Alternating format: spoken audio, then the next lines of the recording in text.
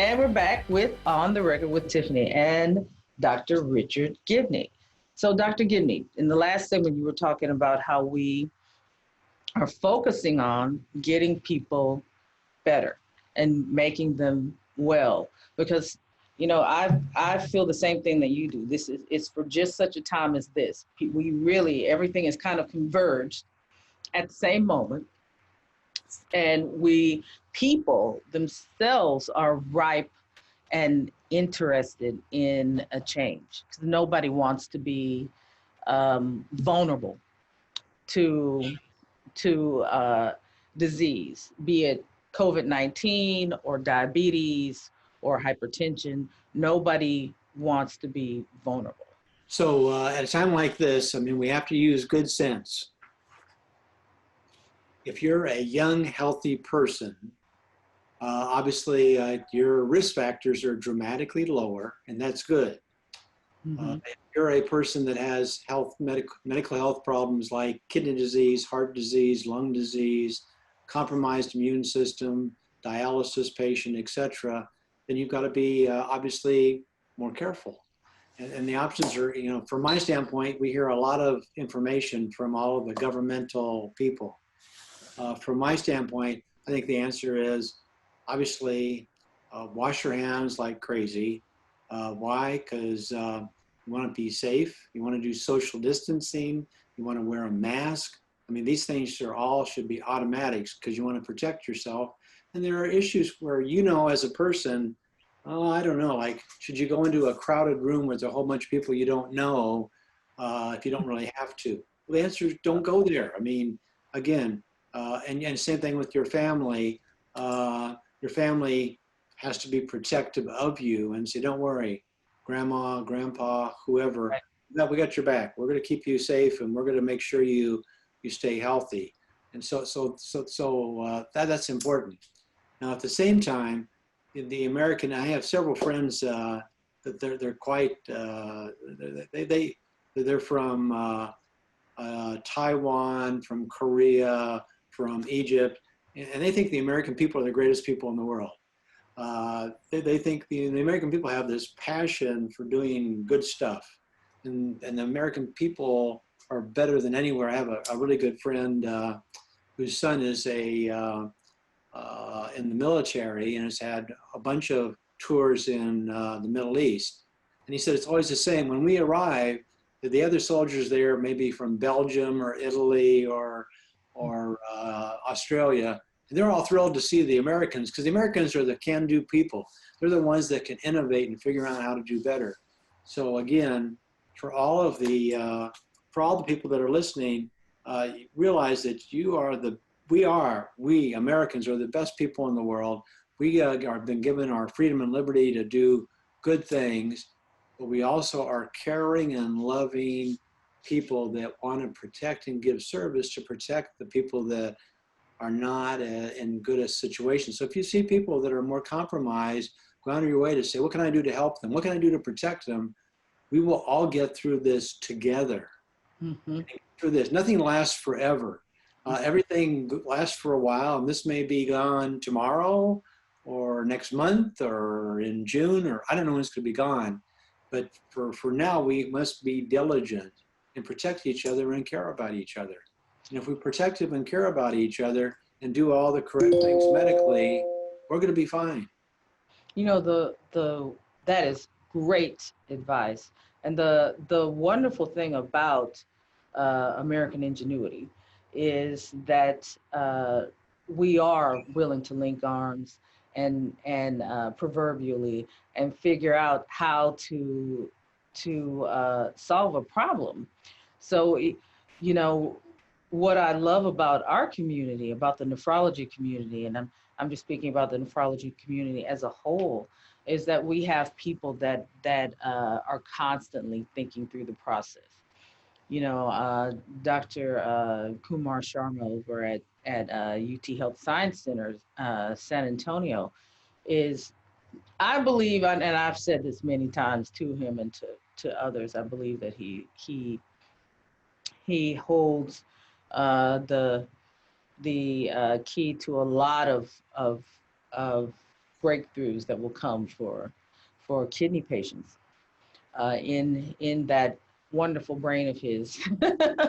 And and there are others like Don Wesson who does did a great study on veganism and preventative measures and has done a lot of prolific work on preventative measures that people should be taking in kidney disease. Like there's a whole network of you out there working on this subject. So even though people the general public doesn't know a lot about kidney disease, there are folks that have devoted their entire careers and lives to studying this and understanding it so that they could bring help to us at this time. And they're doing that. They're doing that through programs. And that's part of why I'm doing this, is so that the voice of these hardworking doctors and medical professionals can be heard, because they're doing a great service to us. We just need to know about it and utilize it. I'll give you an example quickly of the best people in the world are the patients again. Mm-hmm. So give people, persons permission to be part of the team. That's right. Team. So in the dialysis unit, a patient comes up and says, we're washing our arms when we first come in to get our arm to make sure it's clean. If you put out those little cups of mouthwash, we could gargle with mouthwash at the same time, because that would help to try to decrease the amount of dental trouble we have. Mm-hmm. Idea that was proposed, and we do by the patient. It was his suggestion. Then another lady comes up, and we have a very low catheter rate for doing dialysis, and so the PermCast, we'd like it to be 0, but ours is only about 3 to 5%, very low. So a lady comes up and says, I think I could do this myself instead of the nurse. And we said, really? So there's nothing that they can't do. I can tell you right now, anything that we thought they couldn't do, they can do. So patients are all powerful. So we said, okay. So we obviously, again, coached and trained her how to do it. And then she says, if you could get those moving mirrors at Walmart, it costs about $20. And then sometimes I have trouble doing this, and I could then see better to do my catheter care. And then there are a few chubby people here in the dialysis unit that haven't seen the bottom of their feet in a long time. And they can put their foot out and see the bottom of their foot in the mirror. And that would be good too, because you want them to know their body. Again, this is a suggestion from the patient. And then finally, a lady comes in, she says, a friend of mine does yoga. And she thought that I should ask you about doing yoga for the patient sitting in a chair, for their upper body strength, their arms and their breathing and their relaxation type stuff, which would help the treatment. So we started teaching, had a person come in once a week to teach yoga with them sitting in the chair while they're having their treatment. And again, very powerful. And the patients then took upon themselves to say, we could do a little yoga. We changed the waiting room. Waiting rooms are bad. That's the other thing. Waiting rooms are bad.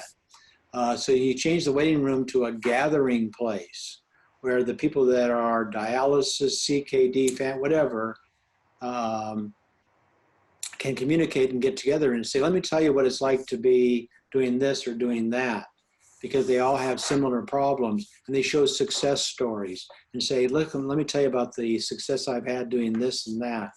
So from our standpoint, and again, do you have to be careful in the pandemic? Well, sure you do. But at the same time, people have to move in and out. You can't just say, well, you can never come here.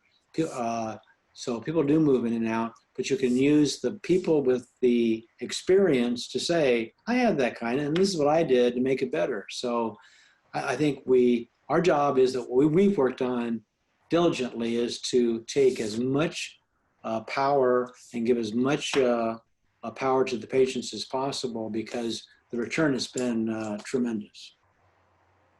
What would you say has been the best piece of advice that you've gotten from a patient? Best best piece of advice from a patient. I used to ignore it, and obviously our results were not that good. The best advice I ever got from a patient was it was an older guy who I was sitting with who was extremely unhappy. And after I'd listened to his whole story, he'd said, if you would simply listen to the patient, you could do a lot better job, because then you'd know what the patient really needed as opposed to what you thought he needed.